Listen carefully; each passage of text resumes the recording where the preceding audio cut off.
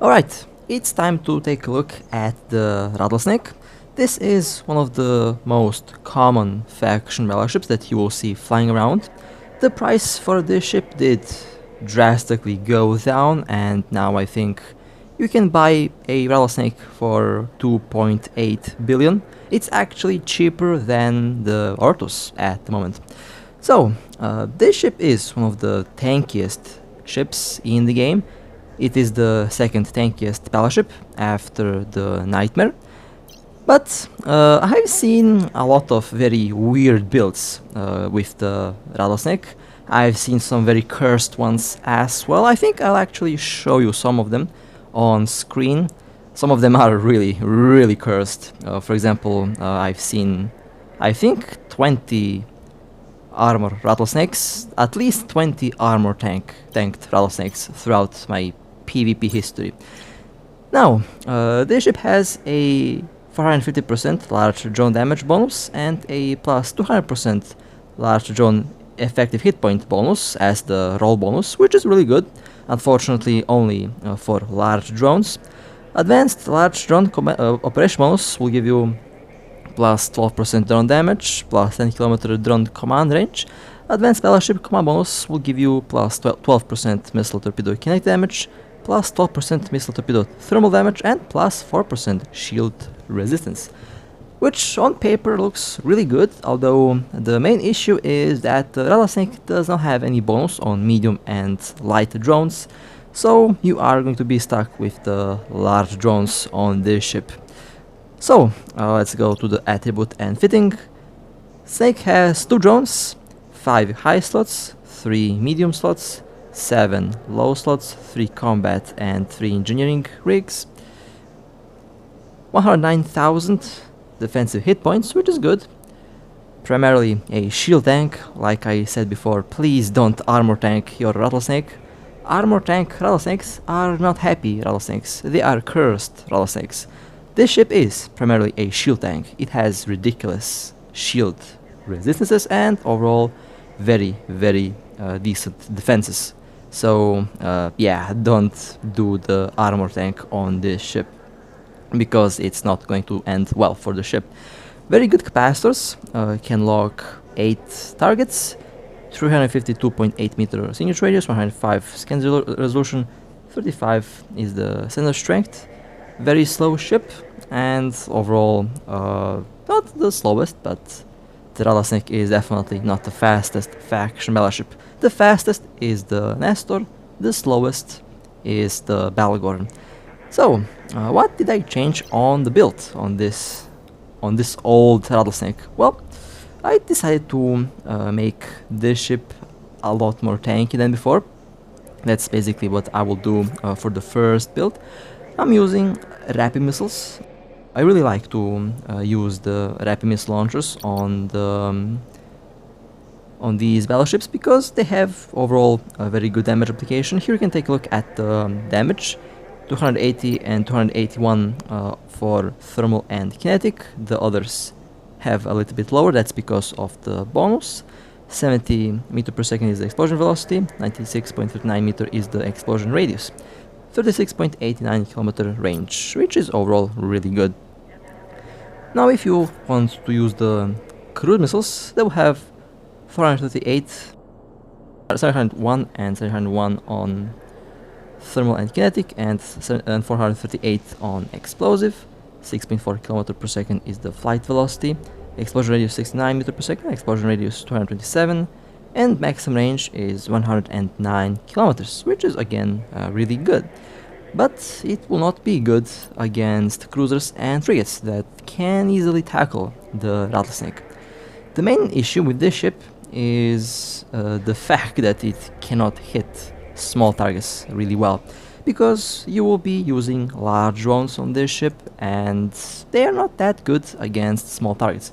Now you will hit a slow cruiser, a battle cruiser and a battleship without a problem, and you can easily defend yourself against those ships. But small ships like interceptors, cruisers and Ortus, for example, is going to be a big problem.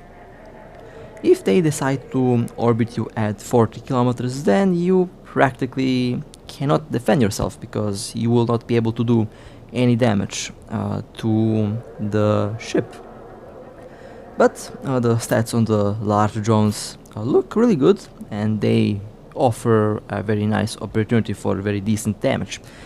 Now, I'm doing the tank fit first because I've seen a lot of very bad Rattlesnake builds being used in the game.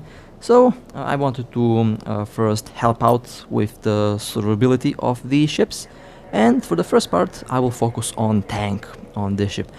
Now, I think it will be time to show you the rigs on this thing. Last time I used 3P combat integrations.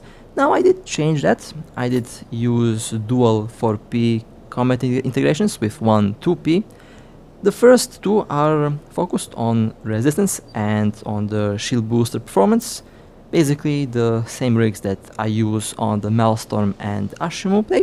This combination proved to be really good, and so far worked flawless, absolutely no issue with that. And the 2P combat integration will be focused on EM and kinetic resistance, that is to cover the small holes that the ship has that I noticed. But overall, this build should be super tanky. This is a build that I would use for the Rattlesnake, and for the engineering rigs I also used integrations. These are the base resistance on the shield: 66, 68, 70 and 63, which is really good for default values. Now for the engineering rigs I focused on the capacitor recharge rate and on the capacitor capacity. That is because the shield boosters are very capacitor hungry, and in order to maximize the runtime I did decide to go and increase the capacitor of this ship. Basically the same rigs that I use on the Ashimu, that works really well. You can slap one capacitor battery. I actually really recommend that you use capacitor batteries on the Rattlesnake. 24 minutes and 22 seconds is the capacitor runtime, so practically lasts a very long time. With a neutralizer it's 5 minutes and 15 seconds. Neutralizers are good against small ships, against interceptors and cruisers that orbit within the neutralizer range, which is at around 35 to 40 kilometers. With dual shield boosters, 3 minutes and 21 seconds is the capacitor runtime with dual capacitor batteries, although I would say with smart capacitor management your capacitor will last for a very long time. Here you can take a look at the shield booster performance. Does boost 1222 every 3.8 seconds, which is still really nice. With dual Nosferatus it's 8 minutes and 49 seconds, again really good. This time I use 4 adaptives, 1 capacitor battery, 1 shield booster and 1 afterburner. This is the build with dual webs and a scrambler. With this build any ship that gets within 14 kilometers of the Rattlesnake is going to be destroyed, because you are going to slow them down enough for the large drones to hit. And of course you will be using rapid missiles, and the rapid missiles will do a lot of damage for a ship on that range. You can swap that one adaptive into a reactive hardener, which works really well against lasers and railguns. You can swap the battery with one damage control, and the capacity is actually kept stable this time. Stable at around 45%, which is still really good. Or lasts 12 minutes and 27 seconds with one web, which is still really nice. Okay, let's take a look at the resistance on this ship. Should be really good. Well, 644,000 hit points, 90%, 91, 92 and 91% are the active resistances, and this is actually really good. So whatever is shooting at you will do only about 10 to 5% damage, which is not a big amount of damage that your ship will receive. 408.89 meter per second is the speed with the afterburner, not the fastest, but still faster than a Valgorn, which is still important. 1.9 million is the effective hit point status once you activate damage control. 97, 97, 97 and 97% resistance. Now this is super tanky. So basically you are going to be taking around 1% damage once the reactive shield hardener kicks in. So, yeah, basically immortal for 13 seconds, which is really good if you are waiting for support to land or Docking if you request are using accepted. the Rattlesnake as a bait ship. This ship is actually a good bait. I've seen players use the Rattlesnake as a bait in null, and it works really good with a similar build to this. With quad adaptives, 609,000 hit points, 91, 91, 92, and 90% resistances, which is still really good. You are going to take around 5 to 10% damage from basically any weapon system in the game. With the damage control, I expect to be 97% again. 1,892,000. Okay, well, that's a little bit lower than with the reactive, but that's actually very interesting. But the values are the same, so that's a very interesting little detail that I personally like. Alright, let's dock in. And I think it will be time to take this Rattlesnake out for a little ride to see how it will work. Now, the first build that I will show you here is with the quad, my apologies, with the triple adaptives, with one reactive and the damage control. Now, I'll be honest, I actually really like this build. This is one of the tankiest builds that I did so far. And in a storyline mission, if you get tackled, then your ship should survive for a very long time. And you should always be prepared for other players to jump in your storyline mission. That's one thing that I think all EVE players should know. Always be prepared if you run a low sec story encounter or a storyline mission. I always recommend that you bring friends along with for the storyline mission, or be always ready to call for backup in case you get tackled.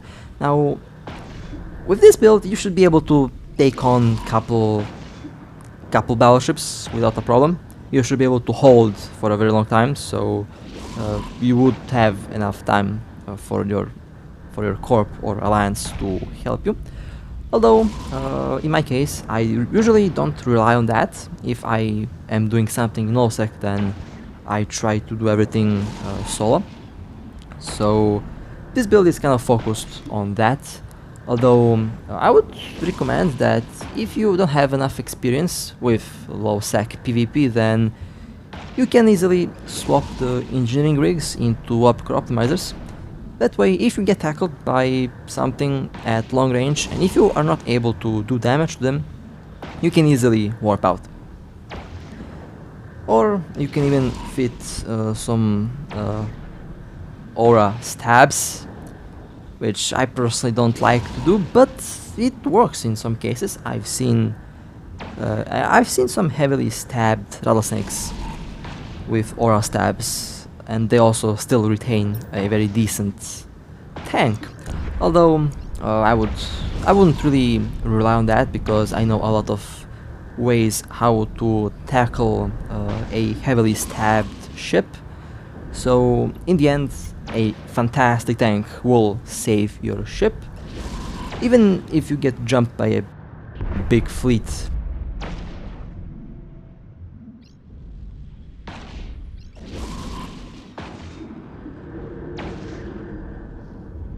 The first thing that you should not do is panic. If you panic, then no matter how good the build is, no matter how much experience you have, there's a high chance that you will lose your ship. But the first thing that you should do is try to destroy the ships that you are able to hit. Now, usually it's going to be a cruiser. Most cruisers like to orbit at close range, so instead of a Nosferatu, in that case a neutralizer would be nice. Neutralizer, web, and scrambler. That should be enough to slow down any cruiser, to be able to make your drones hit them, and of course your missiles will hit them as well. So first you focus on the things that you can damage.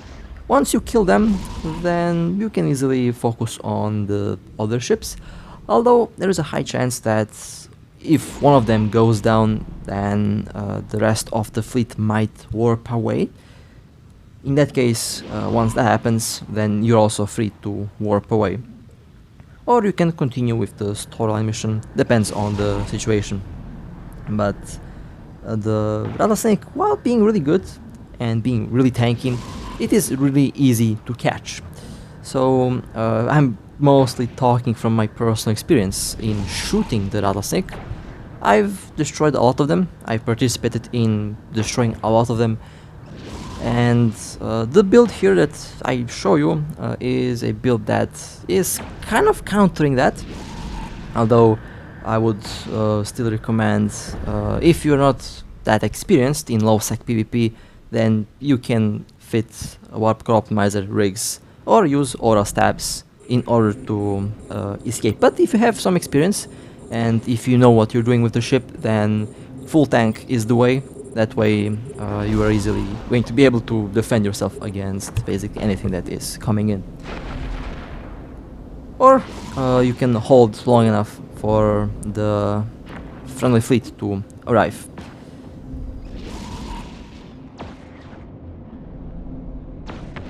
I'm just making some screenshots for a thumbnail. You know, this ship actually looks really good.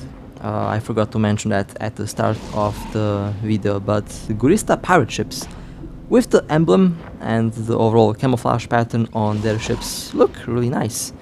Although the ship is based on a scorpion hull, the unique camouflage and the unique emblem make this ship really attractive. So I will definitely use one of these pictures as a thumbnail for this video. Now, I would like to talk about some of the things that I personally don't like about this ship. I don't like that the Rattlesnake doesn't have any bonus on medium and light drones. I know that in EVE Online the Rattlesnake does have the bonus only on large drones, basically the similar or the same stats as we have here. So I really appreciate that they did keep the exact same bonus from EVE Online. Makes the ship really familiar to build and overall really easy to build if you had one or if you have one in EVE Online. Although that's also a big disadvantage because of the speed at which the large drones are moving. Now you can technically make the drones faster. That requires drone rigs and different low slot modules, and I wouldn't really use that fit for low sec. A full glass DPS build works for high sec missions. In this case, because this is a high sec mission, if you are using a full DPS Rattlesnake fit, that will work really well and you will clear the missions really quickly. After all, this ship comes with default resistances with the skills, so you don't really have to go full tank for a high sec mission. So that makes this ship perfect for high sec mission running. For low sec, that fit would not work well. I mean, you would definitely clear missions quickly, but you will be very vulnerable to attacks from other ships, from other players. So that's why I would go full tank for a low sec mission. I've been told that one of the previous Rattlesnake builds worked really well against a Megatron Striker with over 8000 DPS. It did hold against that ship really well, and it forced the Megatron to warp away. So if the old build worked really well, then the current build that I'm showing you here will work even better, because now you have extra shield repair and you have extra tank, which is a very nice combination. Last time I went full resistance, now I went full resistance and full shield boost, which is a very lethal combination. Back then I did not have a lot of 4P rigs, now I have, so I can easily do a build like this and not worry about it. After all, I actually got used to build ridiculously tanky ships, and they work. They work so far real well. None of the tank builds that I made so far did fail me. In fact, one of the builds on the Hyperion actually surprised me. Did not expect that it will live against a massive fleet, but it did somehow. So yeah, that's one of the funny things that happened. Okay, now let me approach the Hyperion. I noticed that my capacitor was running a little bit low, so I have decided to go and change the damage control into the capacitor battery. You can actually swap the afterburner for the capacitor battery and leave the damage control, but I decided to go and change the damage control for the battery, and now the capacitor will be a lot more stable. I will leave the shield booster running at full speed. Will not turn off any module. I'm just curious to see if the capacitor will go below 50%. With this build, the capacitor will run 24 minutes. That's what the game is telling me. So I want to test that out. Although, from my personal experience, with one Nosferatu and one capacitor battery, the capacitor is actually stable. It doesn't go below 60%. So, in order to test that theory out, I will leave everything on. The afterburner is actually going to be disabled because there is no need to use that. So I guess that will save the capacitor a little bit, but it's rated for 24 minutes. And I'm very curious to see how long it will last with the shield booster running and with the Nosferatu running. The capacitor battery cooldown is definitely something that is a little bit, affecting the tank after the patch on this ship. And I really hope that the capacitor booster gets released. When the capacitor booster gets released, then I would be able to do a dual or even triple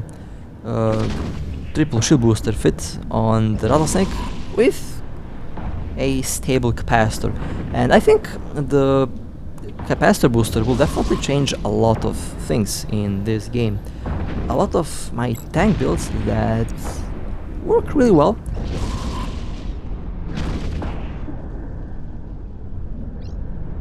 All of the tank builds that I made will be greatly improved with a capacitor booster. This ship is also included in that list. I would definitely change the Nosferatu into the capacitor booster, and then I would change the capacitor battery in the low slot for another shield booster. Then I would have around 90 to 91 average resistance with dual shield boosters with a stable capacitor. And that will make this ship very, very tanky. How tanky? Well, I can only imagine, but I think it's going to be broken tanky, like the Maelstrom, although the Maelstrom has a little bit less resistance, but has a lot more shield repair. So, yeah, a capacitor booster is going to help us a lot in the game, and I'm definitely looking forward for that. But until then, a fit like this will run really well. So far, I noticed that I didn't have to change much from the previous build. Basically, the only big thing that I changed is the combat and engineering rigs. That's the thing that needs improvement. Or should I say, it actually did not need improvement. It's just a little upgrade over the previous build on this ship, because I did say to myself that I will make the ships as tanky as possible, and I think I'm doing a good job for that so far. The next big step will be capacitor boosters. Oh man, you will see some ridiculous builds being born when we get capacitor boosters. I can promise you that. Hyperion and Maelstrom are already going to enjoy a very new build when capacitor boosters are released. And of course, the Belgorn. I have an idea for the Belgorn. Basically, I want to try and replicate the triple neutralizer build on the Belgorn. That's a build that I did see in EVE Online, and that build includes one capacitor booster, and that's the build that I would like to try out in this game as well. Right, let's go and clear the last ship here. This Rattlesnake did work really well, although for high sec you don't really need a ridiculous tank. For high sec you can easily go and slap full on DPS on this thing, it will work really well.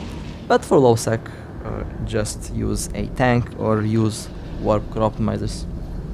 Depends on what your experience with the ship is.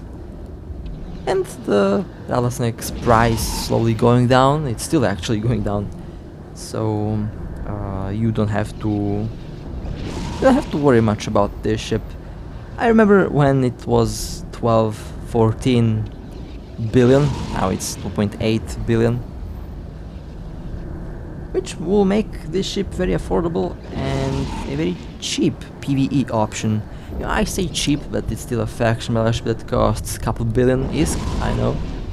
I have to redefine the definition of what's cheap for a ship in this game. For a faction battleship, I think 2.8 billion is actually cheap.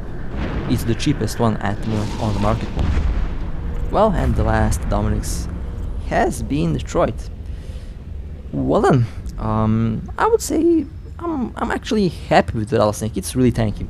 The only thing that this ship does need is, I think, a bonus on medium and small drones would be really nice for the Rattlesnake, and that way this ship, you know, would be able to defend itself a lot better against smaller targets. But we will see what will happen with the Rattlesnake. So far, I'm really happy with the build, really happy with this ship, and it did run really well. So I hope that the builds that I show you here can help you as well. And with that being said, stay safe, fly safe, and I'll see you next time.